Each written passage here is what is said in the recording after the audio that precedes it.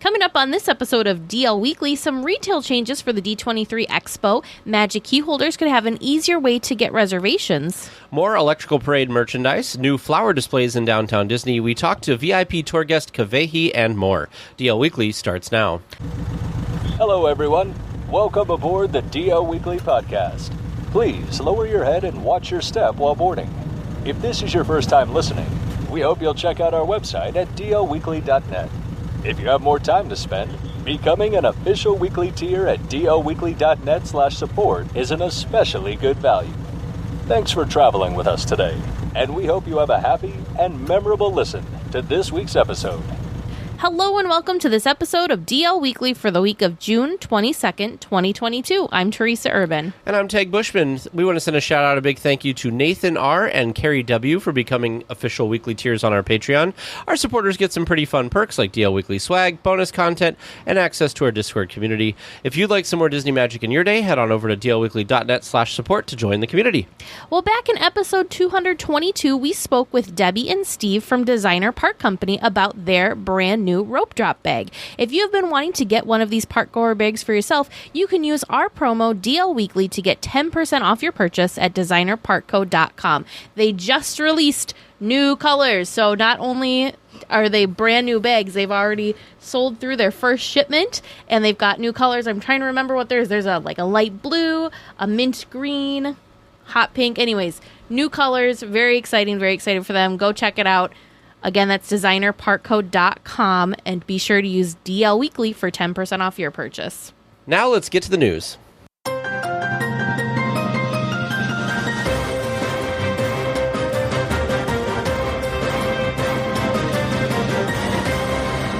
The D23 Expo is getting a new immersive retail experience called the Expo Marketplace. The 27,000-foot space will include everything from limited-time merch to first-time items celebrating 100 years of Disney. You'll find pins, t-shirts, hats, books, plush toys, and so much more. Some of these spaces will require a virtual queue boarding pass. More details on a reservation system will come out later this summer, and if you're not able to attend, some of these items will also make it to Shop Disney Store. I feel like you and I might be really happy by this. Mickey's of Glendale, it looks like they're splitting it up into 3 different spaces instead of just having one. So there's going to be the Mickey's of Glendale main store, which is going to feature merchandise designed by Imagineers, which will have hats and t-shirts and all that stuff.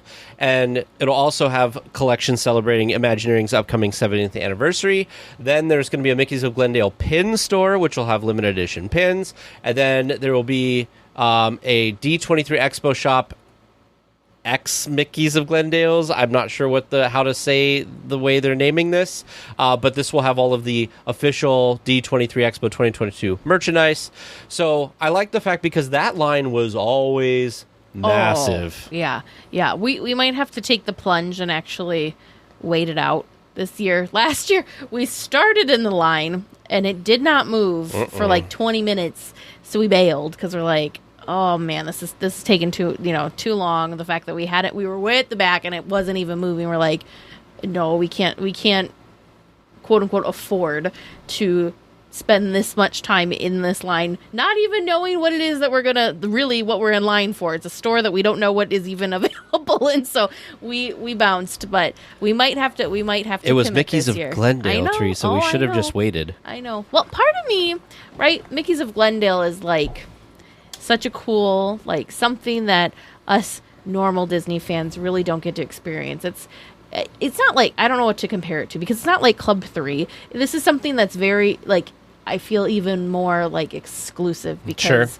it's, the Imagineering store. So I feel like going to the actual location is more the big Disney bucket list item for me than just being able to shop the stuff. It's like being there more. Sure. So, if that makes sense. I mean, like I said, it was very popular. Oh, yeah. And so I'm hoping that because there'll be 3 different stores that the line will be cut in thirds. I'm sure it won't, but I feel like it'll be nice to have it spread out a little bit. It's hard to say.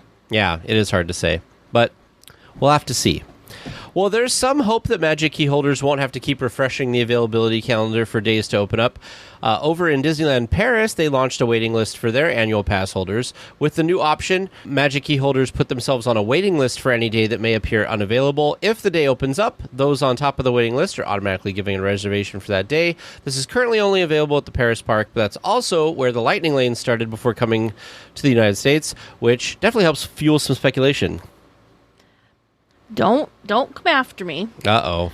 I'm not sure how I feel about this. I think it sounds really good in concept, but part of our problem right now, I feel, dining reservations, park reservations, anything that requires a reservation when it comes to Disney, is people just kind of hop on them and hold them, which then makes days go out faster. And so I don't necessarily know if this is going to be beneficial or if it's just going to actually like worsen the problem. Sure. Because nothing drives me more nuts than dining reservations, especially because they're impossible. It feels like they're impossible to get, and I think it's because everybody kind of like panics and just grabs any and all dining reservations that they can possibly grab. And I feel that might be some of our issue with park reservations. And, you know, if you, in both things, you don't get a ding on it until kind of the last minute if you cancel. So I don't know. It's just hard to say. It sounds good, but it worries me. Yeah, I feel like they need to do, I think the main thing with park reservations is that they need to find some way, and I obviously don't know what that is, but they need to find some way that deters panic possibility reservations where people are like, I might go on this day, so I'm going to reserve it, and then they cancel it last minute or whatever. I feel like maybe there should be some type of thing where if you over 50% of the reservations you request you cancel, you should be put like on a timeout or something. I don't know, maybe. Like I said, I don't know what the answer is. Sure. But I feel like that is causing the problem. And then what ends up happening is you end up getting, like we did when we were there in May, where you were like, guess what? It's 11:50 and there's a reservation for tomorrow now. Well, people that are traveling like us from out of the area can't go and just hope that at 11:50 every night we're going to have a reservation for the next day. Well, and I think that even if you're local, that's got to be very frustrating too, to not be able to. I'm a planner, so to not be able to know, like today as we record this, to not know, like to want to go to Disneyland this weekend, but not know if I can get in or not. I'd like to be in that kind of limbo of do I plan something else? Do I just that kind of thing. What if it's tough. What if they go with me on this really complicated system. Oh, boy. What if, and for dining reservations, what if they do a wait list, okay, and then they keep track of everybody's pass, which they already do, and they say, okay, Teresa Urban, every time she requests a day, or every time that she is able to get a reservation, she doesn't cancel it. So she gets priority when she's requesting a day. Oh boy, you're opening and people that are constantly getting days and then canceling and getting days and canceling, those people get moved like further down the priority list. I don't know. Yeah, I don't know. I feel like that opens a can of worms too. Or maybe we just get rid of reservations and go back to how it was before. Who knows? I don't know. They also said, I read an article somewhere and I don't remember where it was, but I read it this last week that said, it wasn't an article, it was a forum post because somebody was talking about reservations and all that stuff, but they were talking about Disney World. But they were saying that what Disney is doing right now is there's, supply and demand, right? Like people all want to go to Disneyland, whatever. People want to go to Disney World. They've hiked their demand so because what they have little supply. So what they do is they want Magic Key holders to be the fill-in for when when they haven't reached capacity for day tickets or week tickets or whatever. Yep. So key holders think that they're priority. Disney thinks key holders are fill-ins. Yep. And so it's crazy like that. So we'll have to see how it goes. I'm okay with being a key holder. I get it. Disney, a key holder that's fill-in because again, we don't have, this is so off tangent. This would be good to include in the bonus episode. Oh, Lord. this month. Because it makes sense, right? Because I physically cannot spend the same amount of money that a family that's vacationing there once every other year, we'll say. They do one trip every other year. They spend in that one trip what I'm going to spend in the 2 years worth of trips that we do, which we're going to say is like, for argument's sake, 6, spread out over 6 trips. So obviously much more money dense, those travelers. Sure. So I get it, but yeah. Anyways.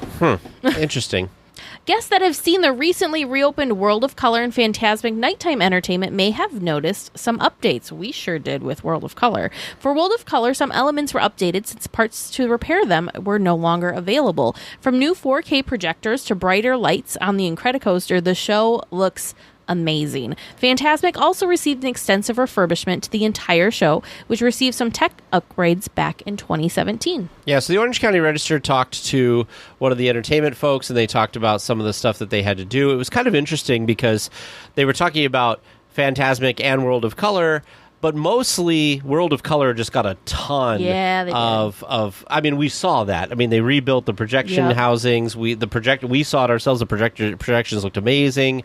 So they did just a ton of upgrades. I mean, how long was the lagoon dry for? Right. They did just a ton of work. The thing that's crazy, though, is I feel like they had just had a bunch of issues pre-shutdown and had done an extensive refurb on World of Color. And according to this article from the Orange County Register, the people at Disney basically said, oh, yep, no, we needed to upgrade because the equipment was at the end of its life. So it's like, holy buckets, they're going to have to be... So this is just going to be a constant thing. Every, whatever it was, 3-4 years, they're going to have to do this major rehaul on this thing, which I'm sure is because all of this equipment is submerged and in water and exposed to all of that. So it's just crazy. Yeah, it's going to be, I mean, we think about how much it costs to put the shows on nightly or whatever, but it also is expensive because you have to constantly be upgrading stuff.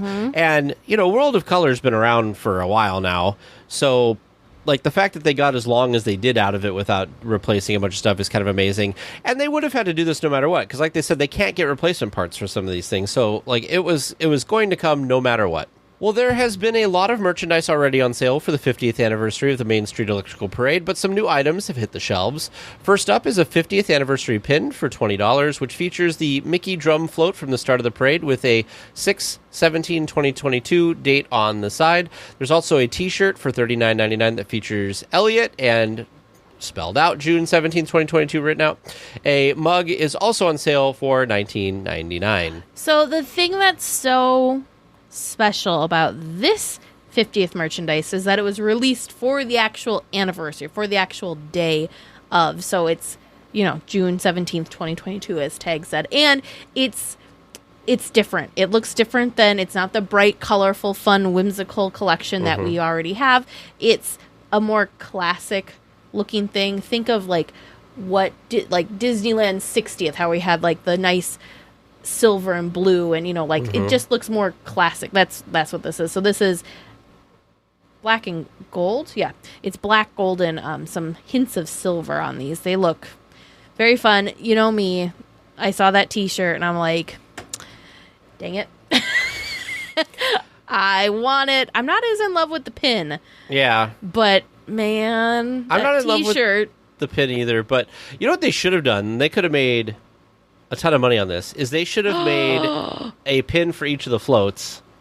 Oh man, that would have been cool. And if you wanted to get extra crazy, they could have made a pin for the floats that aren't even there anymore, and so you'd get like every float that's ever been in the parade. That would be amazing. Dang. That would be a collector's item. Man. But I do like this look. I like the gold and the silver, and it looks very classy. It's not too crazy over the top. Like, I feel like I could wear something like this around in the Midwest and not get a lot of... Like, it's not blaringly colorful or anything like that. It's not, like, super blaring. We know it's blaringly Disney because it's this iconic parade float from this, from one of these favorite parades. But if you're not a Disney person, you don't know what the Main Street Electrical Parade is. Right. You may not even know who Elliot is, which I feel bad for you. Poor Elliot. Poor Elliot. Fans of a certain space ranger can now meet their hero in his younger form from the new Lightyear movie. The character is now a face character and not the same version of Buzz from the Toy Story movies. This version fits in well with the new movie since the movie is about the real Buzz that the toy from Toy Story was based on. Guests can meet the new Buzz every hour until 4 p.m. daily. In Tomorrowland. Yes, so in Tomorrowland. I'm sorry I didn't put those words in the script.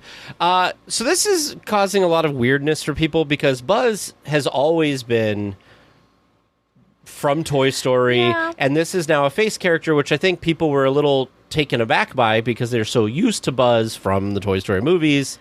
So I think once people realize and have seen the new movie, that they'll be like, oh, this is the real person that the fictional person was based off of, basically. Okay. That makes more sense. I was confused as to why this was a controversial thing. I was like, well, of course it's a face character because the new movie of Buzz, he's a person, so he wouldn't be the toy version. Right. So yeah, so for those of you that don't know, maybe we can help clear up some confusion. So the new movie Lightyear is about the person Buzz, and basically the thought process. I actually just watched this little documentary thing on Disney Plus on this. It was like 30 minutes. If you haven't watched it, I wasn't really understanding why we needed this Lightyear movie, but now that I've watched this little thing that they did, I get it now. But so basically, they were trying to explain and tell the story behind why Andy was so excited about this new toy. What was it about this toy? And so they decided Andy must have gone to see a movie, and that's why he was so interested in Buzz, and that's how Andy got introduced to Buzz. So Buzz Lightyear, the toy, was from this movie. So this would have been the movie that Andy would have watched. Interesting. Was how they explained it. Maybe I got that wrong, but that was my takeaway from it. And I was like, well, that's really interesting. So if you're a person that doesn't realize that there's a new Buzz Lightyear movie out there with Buzz Lightyear being portrayed as a person and not a toy, yeah, okay, I understand why this is confusing. Yeah, but, so I'm excited to see this movie. We are kind of waiting to see the movie because producer James's dad is a huge Buzz Lightyear fan. So the idea is that we will go see it with him because it's become to the point where he has like all these Buzz Lightyear toys, and there was like some shoes at one point or something. We sent him a picture from Disney World of Buzz Lightyear in his like Buzz Lightyear Corvette or like convertible, and we were like, is that the new car for you, Pete? He needs to watch this little 30-minute thing because it's a 30-minute thing on Disney Plus that's all about Buzz Lightyear. It even went back to like concept art of trying to figure out what Buzz is going to look like and all that kind of stuff. It was really good. Oh, that one. Beyond Infinity? So it's on Disney Plus, and it's called Beyond Infinity. It was, again, short, 35 minutes. Very interesting watch, though. Yeah. Where's my button? Here's my button. I added it to my to watch. It's 35 minutes. I'm very excited. Several pops of color in downtown Disney can be traced back to a Colombian-inspired tradition. The floral displays, or siluetas, I hope that's right, are a celebration of flowers. Fittingly, they start with a massive display from Encanto's Isabella and move through the district. The displays are a big display of inclusion and representation, such as LGBTQ plus pride, Asian, Pacific Islander, and Hawaiian heritage, Judaism, women, Indigenous and First Nations people, Black, Hispanic, people of Latin heritage, and people with different abilities. These look so cool, and I was so glad. Of course, we have the link in our show notes, but the Disney Parks blog did a really nice article talking about and explaining kind of the process and just explaining what each of these different displays or these siluetas mean. I think that's so cool. My only thing is I wish I love this article, and I kind of want to like be that person and print this article and like walk around and read the descriptions of these displays as I'm looking at them. So the only thing I wish, and maybe they do. Of course, we have not seen it in person since we haven't visited since they put these out. I hope that they have little like placards or some little maybe even something that you scan so you can like read about what each of these different things represent. I think it's so cool. Mice though. Chat said there was not any of that information, Oh. and that was their biggest gripe with it, was in their unique way of telling stories, they thought that they looked like funeral flowers. Oh, no. There's so much more. No. I wouldn't agree with that at all. Yeah. I would say if I were to walk, I would be very, how do I want to say this? These would draw me in. They're bright, they're colorful, they're fun.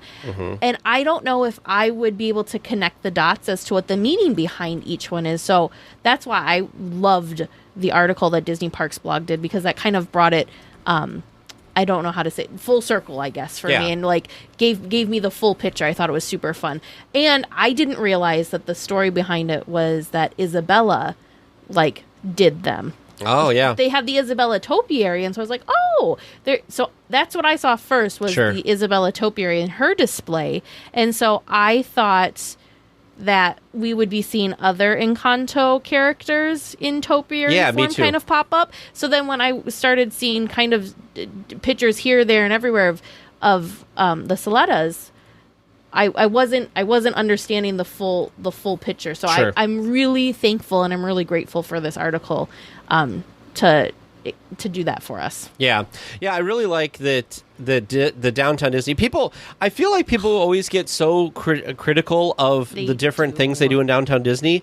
I think it's neat that they keep trying things, because if they keep doing the same stuff over and over, it gets boring. Well, and I think that it's exactly like you said. I think it's really fun that it changes and that it's not something that you could almost set your watch to, like, oh, it's Halloween, we're gonna see this exact same thing. You know, it's not. People got fresh. People got all mad about the weird colored pumpkins. People got mad about the different trees around the holidays. People now are getting upset with all of this stuff. It's just silly to me. Like, just enjoy that they're trying something, folks. And then at night, all of these are individually lit completely differently. So I think that that's also amazing. The other cool thing, which again, I'm so glad that they did this article. I didn't notice this. Again, I would notice things differently if I were there looking at these displays in person. But Isabella's new fun, colorful plants that she created at the end of the movie are kind of scattered throughout each of these displays, which then ties it all in to say, hey, Isabella created these beautiful floral displays for us all to enjoy. See? I love that little detail. I think it's fun. Well, last week, Cars Land turned 10. The biggest part of the $1 billion expansion of the Disneyland Resort opened on June 15th, 2012. The Disney Parks blog posted 10 ways to celebrate the anniversary. Meeting car actors, haha, see what we did there, getting the new Tomater popcorn bucket from Flo's or the Cozy Cone Motel, taking a photo with Guido in front of Luigi's, picking up a limited edition 10th anniversary Lightning McQueen and Tomater pin, and more. We did not put this in the article, but I wanted to mention I got oddly excited because they brought back buttons. They brought back a celebration button. There was a 10th anniversary Cars Land button that they were handing out to guests that day. Now, it was also promoting a new, I believe there's a new miniseries or something like that coming to Disney Plus. So it was also promoting something new that's happening in the Cars universe. But I was just excited that it was celebrating the 10th anniversary. Another thing that did end up in the reading of the story was another Disney Paper Parks set featuring all of Cars Land minus Radiator Springs Racers, it looks like, is also available for you to kind of cut out and build. I feel like pretty soon the entire resort will be a Disney Paper Parks situation. So, yeah, Cars Land is great. I love Cars Land. I hope and wish that they would do more of that level of immersiveness in other parts of DCA. Well, a shop on Main Street that has been closed since the start of the pandemic appears to be on the way to coming back. The Silhouette shop on Main Street has posted some job listings looking for artists for the location, so hopefully this location will reopen soon. I'm surprised it hasn't already reopened. I would like to be... Well, I'm sure it's because of proximity and, all that kind of stuff. But I would love to be a fly on the wall to watch... Because last time we were there, the woman our artist that did Vern and I's silhouettes... I'm trying to remember how long she had told me she had been doing it. I mean, it was a long time. Like 30 plus years or something kind of thing. And which makes sense because they do these things. If you've ever had your silhouette done at the studio, lightning fast. Like it's crazy and so how good. well they do these and how fast they do them. So I would love to be a fly on the wall during the interview process and during the training because I can't imagine how much training. So the fact maybe you have to be a seasoned silhouette artist before you could apply for this position. I feel like you'd have to be because, man, they are just... I remember getting one done, and you were absolutely right. They, like, fly Crazy. through the things. And they're talking to you, too. Like, do. Like, it's not like they're paying, like, 50% attention to it, but... Whew. And then sometimes they do the ones where you can do two people together, and like that's a whole nother type of skill because you're doing like anyway, where it's like two people in one piece of paper kind of thing. It's really incredible. If you've never had the experience, once the Silhouette Studio reopens, 100% recommend that you do it at least once. It's something that's very, very specific and very unique to Disney parks, specifically to Main Street here. And I just think it is so cool. I think it's something that a lot of people often overlook as well. Yeah. And it's not that expensive either. No. It really is quite affordable. And you get like a frame and everything with it. A couple of quick updates from around the resort. Over in New Orleans Square, progress can be seen at Pirates of the Caribbean. The walls inside of the Blue Bayou restaurant have come down, and the bayou is looking so fresh, so amazing. I know bayous are not fresh, but it looks very, very nice. Concrete and cobblestones are being set in the outdoor queue area, and at this time, it does not appear that Lightning Lane will be added to the classic attraction. Over in Tomorrowland, the new planters at the entrance are now complete. I'm just looking at this picture that I don't know where you got this earlier today, but it was in our Discord chat. Teresa posted it. I got it in one of the many Disney groups that I follow on various social media. It looks so nice. It does look really great. Now, here's my question. Do we know, I can't tell from this photo, do we know if they fixed or repaired or replaced any of the fireflies? I have not. I don't have an update on the fireflies. Because I feel like I really want the fireflies back for sure. But I'm glad that we're getting closer to that. I'm glad that walls have come down about a lot of places and that we're getting closer. After the next episode, shortly after, Pirates should be open. Yeah, it should. It seems to be that all signs are pointing to July 1st. Disney has not officially announced that is when it will be reopening, but that's when it came off the calendar for the refurbished calendar. So all signs are pointing to a July 1st reopening. I'm hoping beyond hope that poor Captain Jack Sparrow at the end got all of the love and attention that he deserved because he was looking sad the last couple of times we saw him. Yes. His mouth wasn't moving. His eyes were only like half blinking. It was, that poor animatronic. I think you're right, because when I click on Pirates of the Caribbean, I scroll down, it says Pirates of the Caribbean will be closed for refurbishment from March 14th to June 30th. Yep. All signs are pointing. So let's cross all of our fingers and toes and our daggers and our hooks and peg legs. Our bottles of rum. Bottles of rum. Well, guess what classic Disneyland treat has a new variation? Never could I guess this, I'm sure. Well, if you guessed a churro, you would be correct. This time, it's an orange pop churro, which is a churro covered in orange-flavored and colored sugar, and comes with a side of orange and vanilla dipping sauce for $6.75 near the Haunted Mansion. Are you okay? I don't know how I feel about this. Because to me, right, churro, cinnamon and sugar. Cinnamon, orange, and vanilla. I just don't know. The Disney food blog reporter that tried it loved it. They may not have it might just be the churro, as in like the dough, and then just an orange sugar, no cinnamon. Maybe the cinnamon has been left at home or something. I can't wrap my head around it, but I'm also oddly curious about it. So if I were local, I would definitely have to try this just because I need to know. I need to know this one. So in this article from the Disney Food Blog that we have linked in our show notes, they said, we think anyone enjoyed this treat as long as you're a fan of churros and orange-flavored treats. If you don't love orange, maybe go for a green apple churro with caramel dipping sauce. That sounds scrumdiddlyumptious. It does. See, now that one doesn't sound as good to me. There is a Bananas Foster churro. I want to say it's over in Carsland. That one sounds good too. I could see, again, things that I could see cinnamon going along with make more sense to me. But I guess, you know what? I need to, like, open my mouth and insert the foot because I loved that blueberry churro. There was no cinnamon with the blueberry churro. That blueberry Yeah, so it's probably cheese, the same kind of thing. One, I bet you I'd like the orange one then. Yeah. Forgot about that.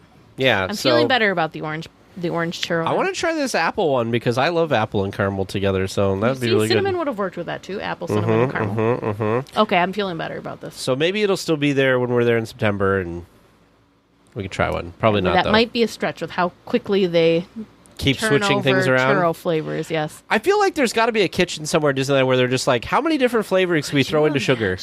Yeah. Could you imagine? And then dipping sauces. That's been come a whole part thing. of the churro creation crew. Ooh, that'd be cool. I gotta write that down. We need a T-shirt. Churro creation crew. You gonna give me a wonderful Teresa-esque drawing to turn into something? Sure. Okay.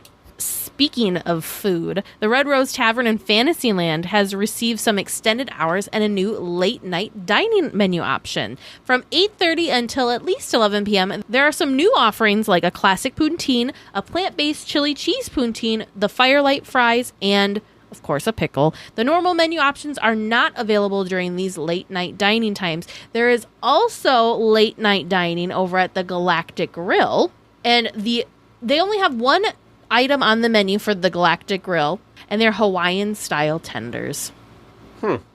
So chicken tenders tossed in a traditional Hawaiian-style sauce served with French fries. So, okay. So when I wrote this article, I just saw like a screenshot of the menu. I didn't see any pictures or anything. Seeing pictures, some of this stuff looks good. Now, you have turned me on to plant-based things. So I love chili and cheese. So the fact that they have this chili cheese thing sounds really amazing.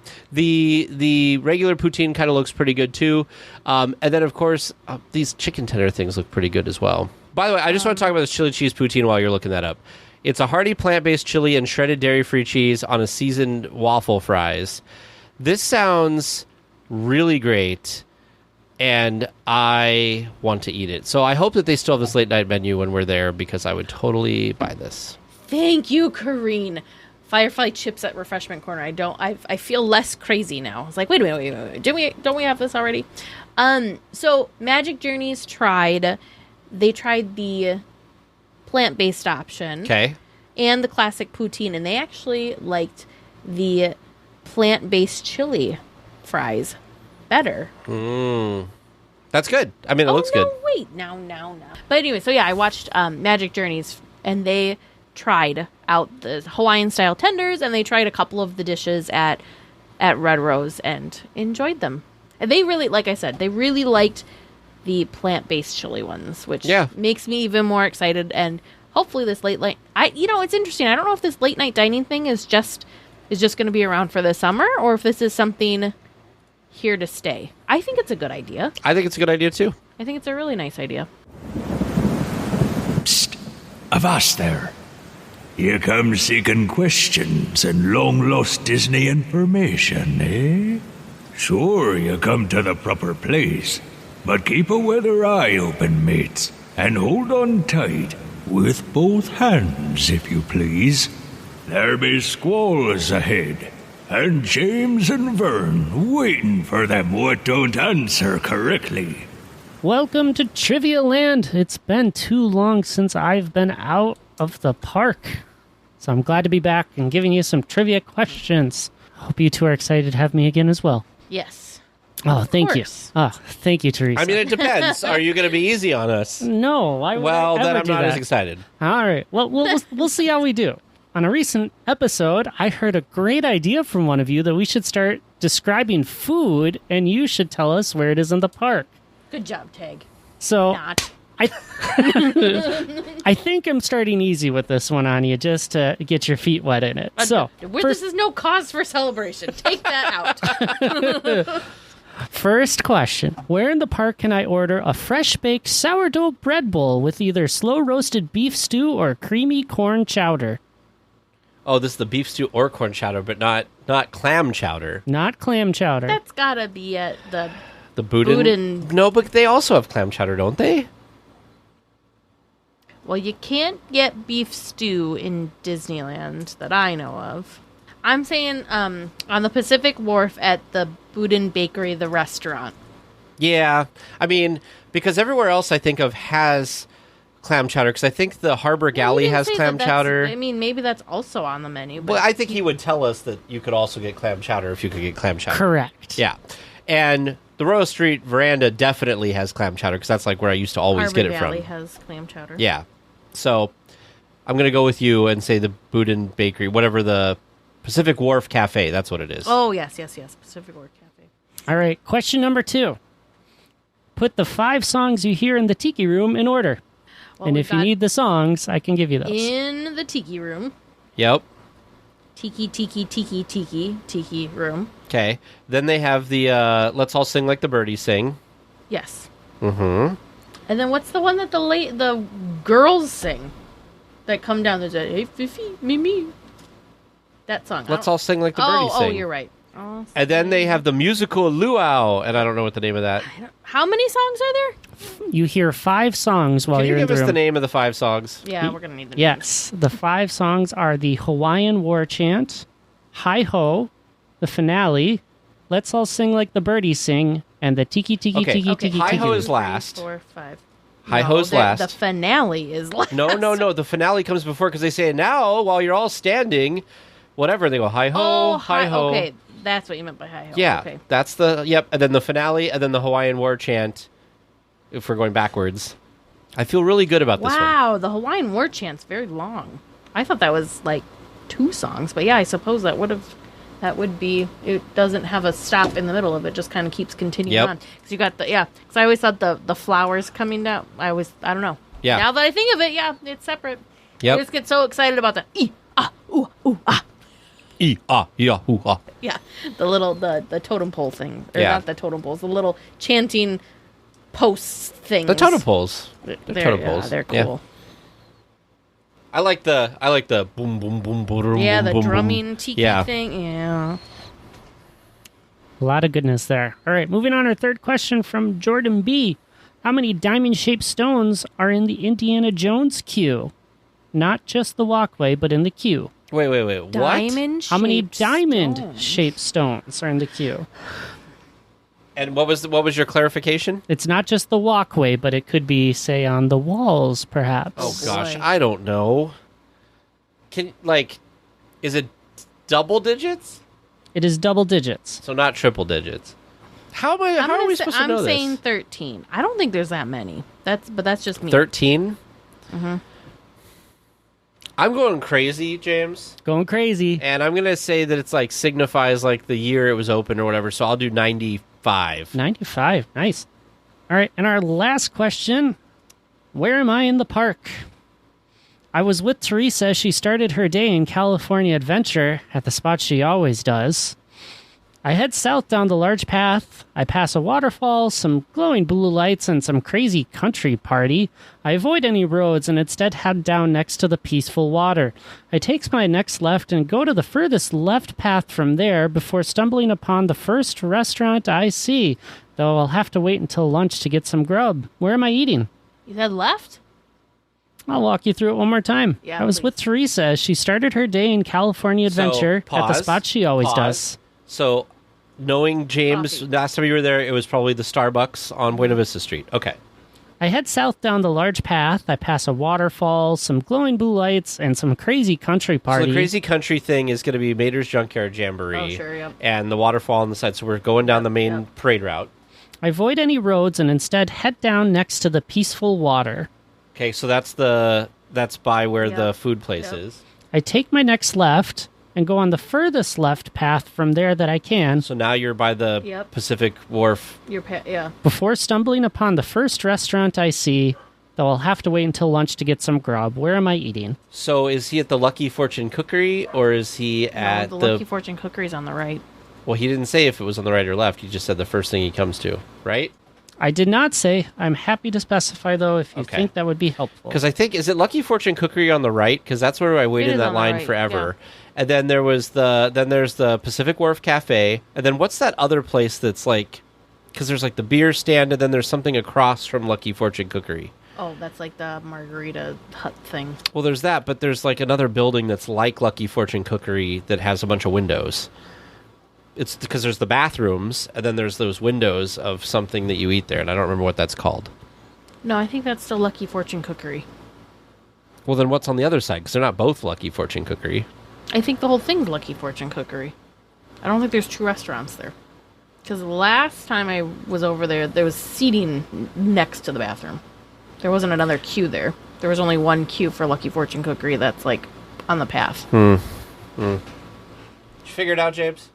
Did I figure it out? If it's right or left. Oh, it's on the right. Yeah, Lucky Oh. Fortune Cookery. Yeah, then Lucky Fortune Cookery. I thought we were staying left.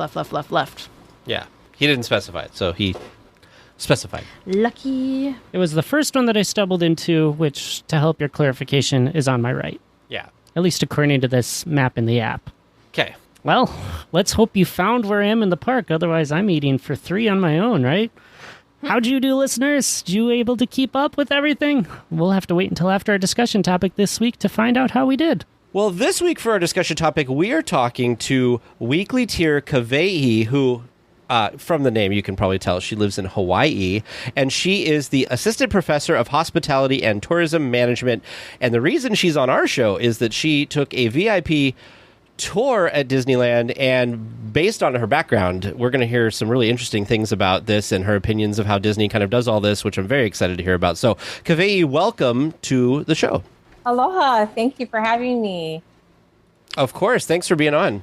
She's just making me like want to go Because you've been the to Hawaii. islands. Yes, it is gorgeous, and I'm seeing like, so for those of you guys are listening, but we're on a Zoom call with her, and I'm seeing the like sunshine peek through her window behind her. I'm just like, oh. And it's 80 degrees.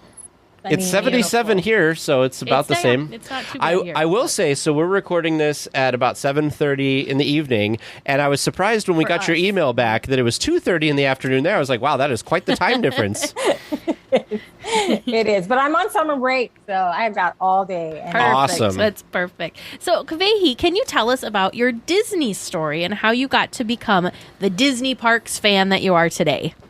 Well, it actually, my Disney story started even before I was born. My mother worked at the 1964 World's Fair. Ooh. Oh, man, we I could was go not like a born. whole other episode just on that. Correct. So a bunch of young adults from Hawaii lived in Flushing, New York for about a year. They worked the Hawaii exhibit, which meant she went on It's a Small World and saw Abe Lincoln. So she was a fan.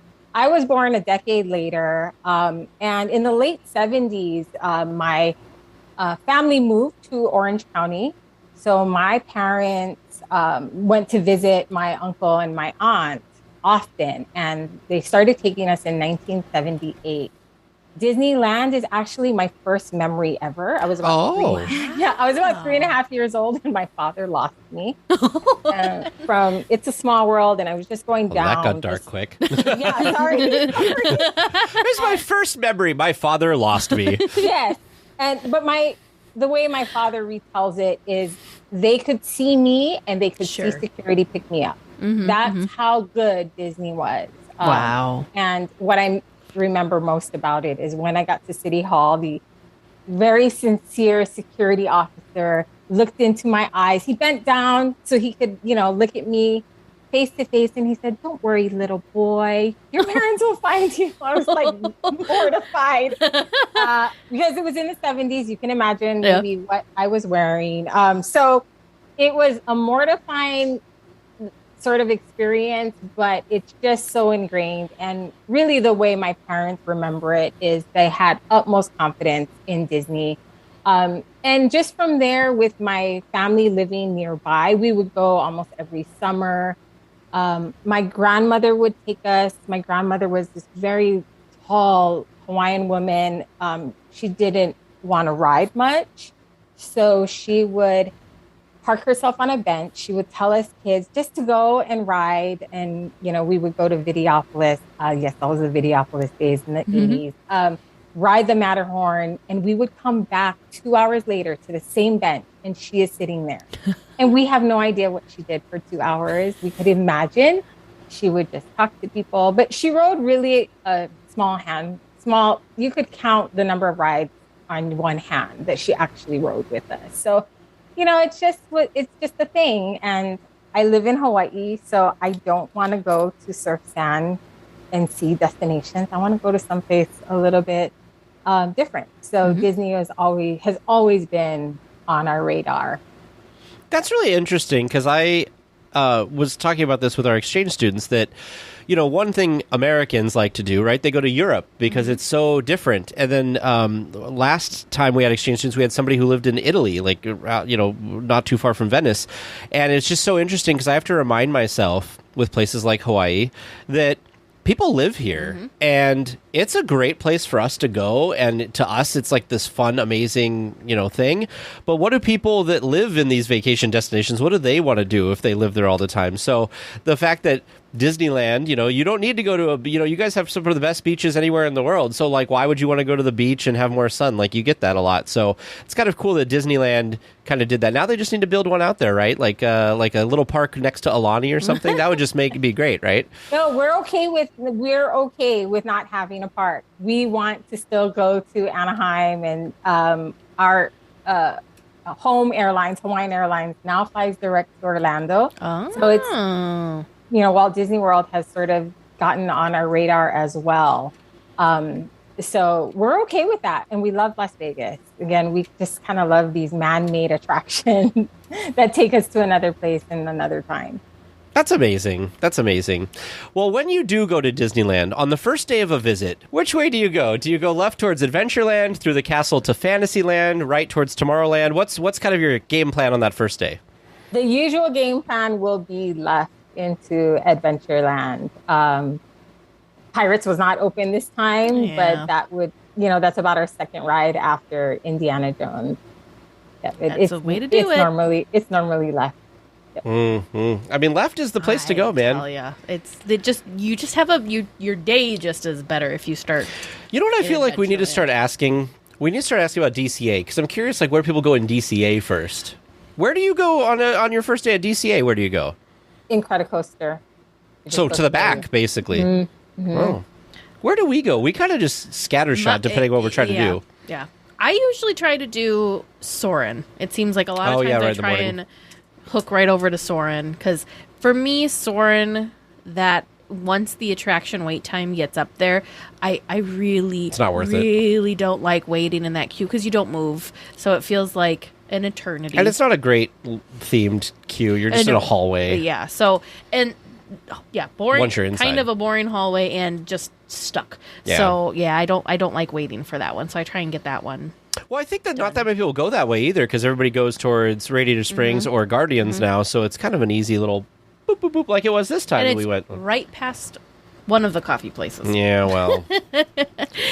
So what is your favorite attraction? It's Pirates. It's hands down Pirates. And so this trip was, we were very disappointed. It was closed and it's still closed. And it was deflating. You're like, excuse me, I'm on a VIP tour. Can we still go? Exactly. But I did get my fill of Captain Jack. So that's good. I can speak to that a little bit later. But it's Pirates. So what is it about Pirates?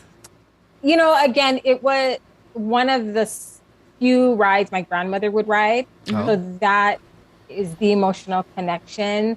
My son was young when the movies came out. And so he's grown up on the franchise and you can never go wrong. And I think the last time we went, we got wet on Pirates. Like, who gets wet on Pirates? It seems more and more happening lately. Yeah. Yeah. That was in 2019. And my son got wet. And the second time he wanted to ride with a poncho. And so I just think it's funny. And it's changed a little bit. I know it pre-Captain Jack.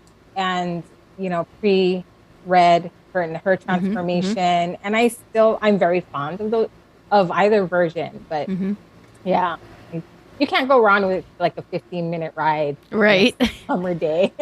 Oh yeah, and it's air conditioned. You feel like I'm a sucker for anywhere that transports you outside when you're inside. Yes. Because it really feels like you're outside in a lot of that attraction, and it's just so well done. And the fact that it is as old as it is and is still so popular and can still sit at the top tier of Disneyland attractions is just really impressive.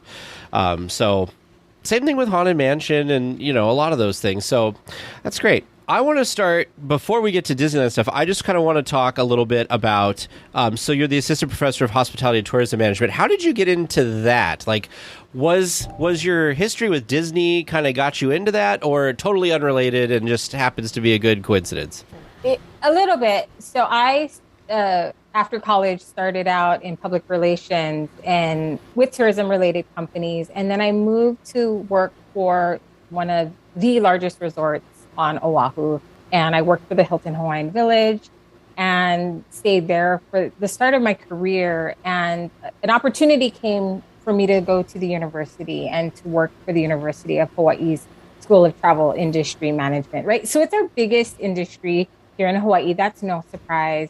And then I moved to community college. So it just kind of progressed, I suppose. When I was at Hilton, working in the hotel, I was a trainer. And so training employees and team members is just like training college students or teaching college students.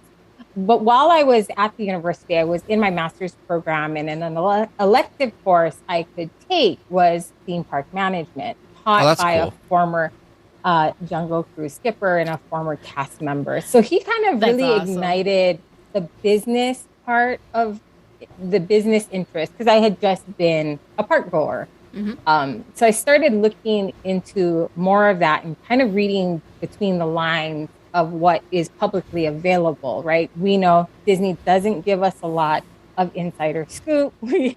And we have to make all of these assumptions. But the course did help me understand, again, that business portion of theme park management. So it's just been an interest, and I've kind of had my pulse on a lot of things, obviously through podcasts, and there are a lot of YouTubers or Instagrammers that we both follow and subscribe to. So I just love it. I love taking my kids there. It's the vacation of choice. So while I don't teach a theme park management course per se, that part and what makes Disney most special, obviously, is their customer service. So we actually teach from a book, Be Our Guest. So that book is really the gold standard when it comes to customer service. We do have a class in customer service, so I teach from there. I teach from that book as well. So it's just kind of threaded throughout my curriculum at the community college. But yeah, it's kind of, I guess, how everything weaves together. That's awesome. Cool. That's really cool. So I am too impatient to wait. Oh, you go ahead. Tell us about your VIP tour, because when you first started chatting, you're like, this is not something we do all the time. So this was a really special thing for you and your family to experience. So can you kind of tell us the backstory on, how the VIP tour came to be for you? Sure. So we did have a 2020 vacation planned in summer 2020, which obviously was canceled. And we thought, we're going to go. Whenever we get the green light, we are going to go. And it just took a while. So before now, 2020 and now, I was just saving my money. We do not have the type of means that it is expensive. I should just rip off the Band-Aid now and tell you guys how much, because I do know that your listeners are probably very curious. So I believe it does fluctuate based on seasonal pricing. As everything does now with Disney. Yeah. But I will tell you what we paid. So it is a minimum of 7 hours. You do get one guide for 10 guests. We only had 4. It was just our family at $600 an hour. So it was $4,200. Wow. Yeah. So I have been saving up for this experience. Mm-hmm. And again, it's not something we normally would just book. But I was curious in a professional way. I wanted to see what these tours were like, because growing up or going, you only saw plaids with celebrities. What we thought, right? Which is actually true. Maybe I'm getting ahead of myself, but our tour guide did say they're averaging about 40 tours now. Pre-COVID, they were at about 10 to 12. Oh, wow. Oh, yeah. Wow. Well, I think what happened is people didn't go on vacations for 2 years. They have a lot of savings saved up, and so they're like, you know what? Let's splurge on a plaid situation. Absolutely. Wow. Absolutely. And we have splurged. We splurged on the Disneyland Hotel as well. So we're like, oh, what's another $4,000? Let me just save that. Yeah, right. Let me just save a little bit more for that as well. So we were we booked the Disneyland Resort, the Disneyland Hotel first. And then we really had that conversation. My husband and I said, look, if we just save a little bit more, let's just go all out. And then we said, well, let's just save a little bit more and then do World of Color dessert party. Today. So, You're like, we're going to have the most epic comeback trip to Disneyland. it certainly was. And we did a cabana day at the pool as well. So Disneyland accountants are like, yes, we have her now. Yes. All of the layers of magic just right there. You didn't even have to leave the bubble. Man, exactly. Good for you. Good for you. Exactly. So we checked it off the bucket list. Yeah. Yeah. And I made the call, so you can speak directly to a VIP tour coordinator. And I was on the phone with her for about 25, 30 minutes, just, it's not transactional. The tour, the VIP part started at the phone call, truly. Wow. She just kind of wanted to get to know us. What do we want to experience on the tour? And for us, it was like rides. That's what we wanted. I really wasn't interested in hidden Mickeys. I wasn't really interested in too much history of the park. I kind of know some of those things. So for us non-VIP tour people, how does this even start? So do you just pick up the phone and say, hey, I'm interested in a VIP tour. Tell me, is that how you begin the process of booking a tour? Is you just pick up the phone? So wow. I first sent an email because I was interested in pricing. Because I wanted to know, is this in my reach? Yeah. And when she came back and she said, for that date, it is 7 hours minimum, $600 an hour. Then please call us if you're interested in booking. So I picked up the phone and I gave her my credit card. Well, we talked. Gave her my credit card. You're like, just take my money. Just take it. And it's not charged. Like with most things, you have a cancellation period. So it was not charged until I think the day of. Sure. Yeah. And then I followed up with some emails because I had a list. So she did ask, is there a list of rides you want? Must do. So I gave her a list of really all the e-ticket stuff, about 16 rides. And I should have been like, do you have a park map? That's my list. Yes. You got to have priorities, Teresa. You got to prioritize. Okay. Sorry. But I did give them. It was actually in order. It was from Adventureland through Critter Country up to Star Wars, and so I did map it out what we wanted to start with because my reservation did start with Disneyland, and then we did have a hopper for that day, and then I had I didn't know this, and I found out in the phone call that you get seating at the parade. Oh yeah, and I was that's a big deal. I was in tears because I've seen the 1978 version of this parade, so I was. I was not expecting that. And my tour ended at 6, and I was like, wait, but the seating. Yeah. And she goes, no, you just come back. There's going to be someone there. So you have seating. And they also assisted us with reservations for dinner. Wow. So we had 6:00 reservations at Carnation Cafe. So that's kind of where she dropped us off. So they assisted because you know how horrible, maybe horrible is that the Challenging. Yes, yeah. It's very challenging to get dining reservations. Absolutely. So that really helped us. So, did you have some? So I want to go back a little bit in the phone call because you said something that I'm like, there's options. So do they kind of talk through and say, when you said something like, she asked what type of tour we were interested in, and you said your focus was rides. Did you, how do I want to say this? Did they kind of tell you like, hey, we offer, A, B, C, or D. Do you want to know about, or how does that work? Or did you just, being the person you are and the fan you are, say, this is what I want, make it happen? Like, that was interesting to me. I'm like, you can like tell them what you want to do. Well, you're paying for it for $600 an hour. You just kind of went with their flow and they just did stuff. They didn't give me too many options, but you're right. I was very decisive. I knew what I wanted out of the tour. And I watched one of the they are influencers, aren't they? But I did see Provost, Park Pass, and Ordinary Adventures go on these tours. So that's what sort of sparked the interest. Sure. And to me, both of them were a little bit more casual. Like they were in huge groups. They were just kind of meandering. And I was like, oh, I don't want that. I'm paying a lot of money. I need this to get the most out of it. So she didn't really give me, you can do A, B, or C. Again, I was really decisive.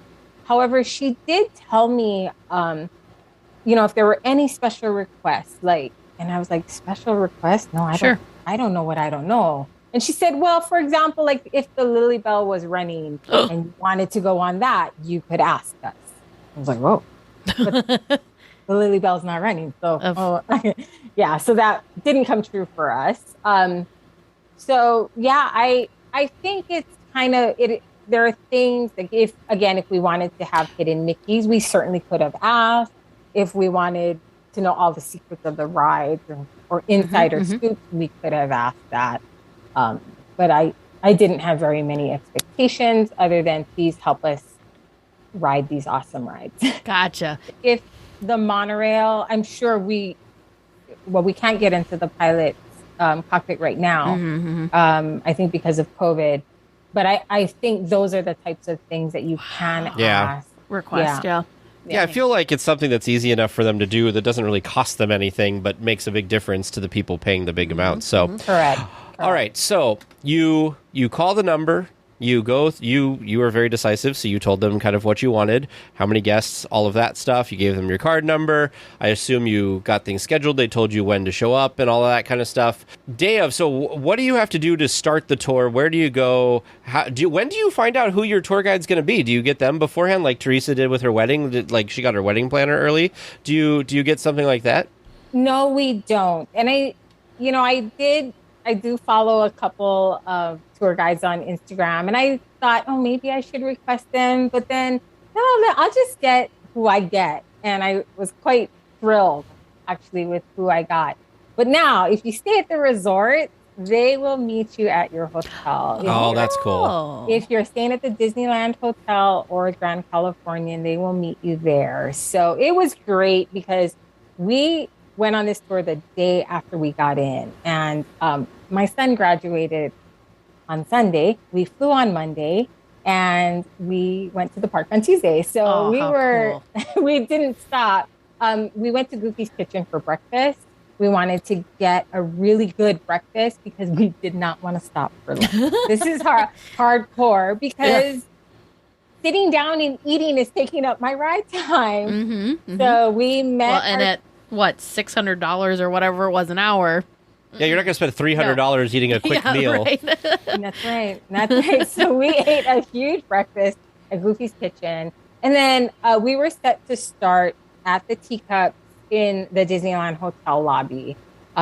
Meet our tour guide at 11. I got a text at about 10:40 saying that she was here. Oh, wow. And if I'm running late, she could meet us elsewhere. And I said, no, I'm coming down from Adventure Tower right now. So we met her a little bit early. And we asked if we could be taken in through the monorail because my time was my money, right? And so I knew that I could get to a ride faster through the monorail than going through the main gate. And she was happy to do that. And so it really started right when we got onto the monorail at Downtown Disney. Wow.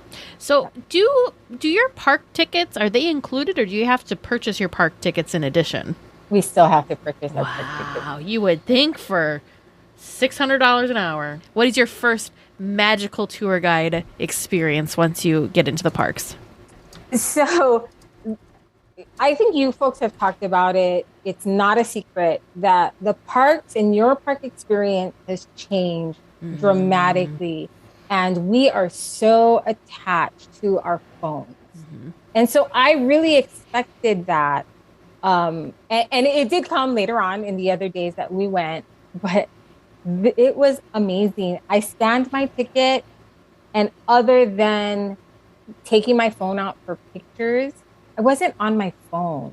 But my tour guide was, right? Yeah. She's checking the wait times. She is prioritizing our day based on what we gave her. But she knew, like, we were in the monorail, and she knew that ride. I think one of the rides was, Space Mountain, I think, was down. But by the time we got into the park, it had come back up. And so she thought, that's the first ride. Because I think our first ride was supposed to be Indy on my list. So she sort of pivoted, and she knew that this was the most opportune time to get us on Space Mountain. And so we sort of adjusted our little circle to start with Space Mountain. I think, Teresa, the biggest sort of magical experience, and it encompassed our whole day, was that we were in a bubble. We surely felt that we were in this very safe bubble. We were walking fast, so I will tell you, if you want the experience that we had, being fit or being, get your walking shoes. It was a 10-mile day. It was a 10-mile day, and we were going fast. But she really protected us. And it's a very strange way to describe it, but her body language and the way that she moves her arms, and it's not pushing people away, like, get out, I haven't pushed people. It's a very nice way of doing it. She used these hand motions with an open hand to sort of corral us here and ensure that nobody cut in front of us there. And that, to me, I think she was just so focused on keeping us together, keeping us through our rides. It felt special. It really did. So how it works is you do stand in a little line. If the ride has a lightning lane, you're going through the lightning lane. And the best part of it, she goes first. She kind of scans something, like she's wearing a badge. She scans it. You just follow her behind.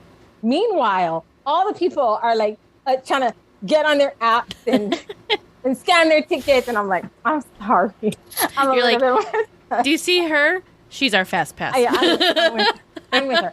So again, it took, like, my phone was just not even really a part of that, right? We were just following her. She, a wonderful conversationalist with me, my husband, and my children. It was very easy. She shared some things about rides if they had, like Splash Mountain, like the wettest seats, the driest seats. But she would go all the way up with us. We got, lanes 1, and 2, and she didn't ride. She only rode one ride with us. And I do believe that is by choice. But most of it was because she didn't want to take away seats from other guests. Sure. So Space Mountain, it's 2 and 2. There's 4 of us. She didn't want really to be the fifth, that additional row. But it's like magic. We would get there, we would get in our ride vehicle, we're kind of like, hey, bye. And she would magically appear at the exit. It was just amazing. So she did that through, obviously, the lightning lane. Anything without a lightning lane, like Peter Pan, which I was really worried about. because who wants to stand in a 45-minute wait for Peter Pan? But that's a $400 line. That's right. Well, we were in the 3-minute Peter Pan line. It's not the exit. There is another. You probably wouldn't see it if you were in line, but there was a cast member standing somewhere near there, and we just kind of got into that last line. That's cool. Yeah. So that happened in Fantasyland because we don't have Lightning Lane in Fantasyland. So I'm curious about your tour guide. In talking with her, did she communicate like how long she had been doing this or anything like that? And did you get the feel? I know this sounds really like a silly question, but I'm just curious. Like, do you think if you would have asked her to ride with you, she would have ridden with you? I mean, you don't want to force somebody to do anything, but I'm just curious. I think she would have. There were some hard passes. I can't remember which one. She had mentioned that. Oh, Goofy Sky School. That's what it was. She said that she did ride, and she does ride with guests. There was a VIP that had a child that needed to be held, I believe, comforted, and she rode Goofy Sky School multiple times. That was, I think, his favorite ride. And she was like, I was kind of done with Goofy Sky School after that. But I think she would have. She was very kind. She had been working for Disneyland for 10 years. Oh, wow. I believe. Her most memorable VIP was Oprah Winfrey. Wow. The year that I think it was a D23 year where she was inducted. Wow. So, yeah. And I believe she was not the lead, but a few days prior to ours, Jon Favreau was in the park. So I believe she kind of worked that team. That was a very large entourage that he brought. So a lot of the guys were working on that day. So I think she was part of that day as well. But yeah, I was, we were able to talk about those things. And she was just wonderful to sort of chat with. And I wish I either recorded it or took better notes. But it was just like having a conversation with a friend. Just so easy to talk with. And I didn't feel like, awkward silence. Yeah. Standing in line. Yeah. But really, she came in clutch. So we went, I mentioned she rode with us on one ride, and it was the one that mattered. So we were on Big Thunder Mountain. My boys were in, I think there were 15 rows. My boys were in 13, my husband and I in 14, and she rode in 15. And I got a selfie. I took a selfie of the three of us. And I put my phone in the pouch. Now, I wasn't wearing a hat. I don't have ears, so I don't normally use the pouches. But this is the first trip, sorry, super tangent, but this is the first trip I never traveled with a backpack. When you have children, you always have a backpack, right? You've got wipes and extra change of clothes. So I finally graduated, and I didn't need a backpack. So I had a little hip pack, a fanny pack. And my children had all kinds of things that they wanted me to carry, cell phones, wallet. So I didn't have room for my phone. So I put my phone in the pouch. And then great ride. Again, it was the only ride she rode with us. And then we were walking to Indiana, and she said something about mobile ordering. And I was like, I left my phone on Big Thunder Mountain. Oh, no. My husband wanted to strangle me. Oh, no. And she did not even blink an eye. She goes, you guys go on Indiana, and I will meet you at the exit. And she went to go get my phone. And the whole time we're walking through Lightning Lane into Indy, my husband was like, what are you going to do? You lost your phone. My kids are like, can't you try and find it? I'm like, what? Don't worry. She's got this. I had full confidence inside. I was really freaking out. I mean, I've never lost a phone before. And I have confidence in Disney. I don't have confidence in Disney guests. I don't know. You never know. Yeah. You never know. So we're still in line in Indiana, and it's like a maze. I couldn't even tell you where we were, but we hadn't gotten to the front of the line yet. And all of a sudden she shows up. And she's like, here you go. You're like, where did you come magic from? Not only did she run over there, apparently, or teleport over there, but then she came back through the whole queue and got to you before you were even on the ride. Like, who does that? I thought she would just meet us at the exit. Yeah. You know, and she found me in line. She had my phone. She was our savior. Apparently, I think it went through a cycle, and then a guest got an extra ride. Yeah, she knew exactly what seat I was in. Yeah, and it was amazing. It was really wow. My husband said it made it worth it. It was worth it. Well, we continue to have such a great conversation with Kawehi that we will continue the rest of her interview on next week's episode. Looks like we're coming in for a landing, gang. But please stay listening until trivia comes to a stop. And then you can walk to the nearest exit.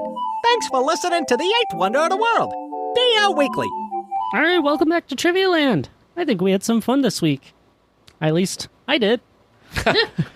Starting off with our first question. I think we did okay, but I guess we'll find out. Starting off with our first question, which I thought was going to be easy, but I guess there's a lot more bread bowls in the park than I knew. Where in the park can I order a fresh-baked sourdough bread bowl with either slow-roasted beef stew or creamy corn chowder? I omitted a word from one of the food recipes to make it a little more challenging. I think you would have changed your mind if I would have said with either slow-roasted Louisiana beef stew or creamy corn chowder. You needed to find me at the French Market restaurant. Yep. As soon as he said, I'm like, oh no. Gumbo. Dang it. Yes. Our second question. Put the Tiki Room songs in order. Without help, I was thinking Hi-Ho was going to be the one to trick you up. But as soon as you got that list, you got the 5 in perfect order. The Tiki Tiki Tiki Room, Let's All Sing Like the Birdie Sing, the Hawaiian War Chant, the finale, and Hi-Ho. Well done, you two. Thank you. Our third question this week from listener Jordan B. How many diamond-shaped stones are in the Indiana Jones queue? Teresa, I'm going to give you the point because it's 12, and you said 13. That's close enough for me. Jordan shared a story. The time we rode this attraction after counting the stones, we got stuck in the skeleton room with the lights on for 20 minutes, and then only our Jeep had to be in-show exited. She said the ride engineer cast member also showed us a very special hidden Mickey and answered a few questions we had about his job. It was amazing. Wow. Even got a cool story with it. Yeah, that's what I was thinking too. Those nice little details. And our final question, where am I in the park? I was with Teresa. She started her day in California Adventure at the spot she always does. You were right, Starbucks. I head south down a large path. I pass a waterfall, some glowing blue lights, and some crazy country party. I avoid any roads and instead head down next to the peaceful water. I take my next left and go on the furthest path left from there before stumbling upon the first restaurant I see. I'll have to wait until lunch to grab some grub. Where am I eating? You two crossed the courtyard to get to the Lucky Fortune Cookery. Not even close. I'm stopping at the Cochina Cucamonga Mexican Grill. I probably would have accepted the Private Wharf Cafe as well because you would have been pretty close to that one, but not the Lucky Fortune Cookery. We took one too many lefts. Ba-bum. Yeah. Something like that. So I guess I'm eating a lot of Mexican food on my own. I mean, I don't think you'll be upset about that. No. But hopefully some of the listeners are with me and didn't get too lost. And if they're with me or not, I'd still like to ask their questions, and I know producer Vern loves them too. You can send us all your ideas. Our email is trivia@dlweekly.net. We will be back next week with more Disneyland news and information. Until then, go out and enjoy the parks. Please remain seated until the podcast comes to a complete stop and the doors have opened. Then collect your belongings, watch your head, and step carefully from the episode. On behalf of all of our crew, thanks for traveling with us. And we hope you have a happy and memorable visit here at DL Weekly.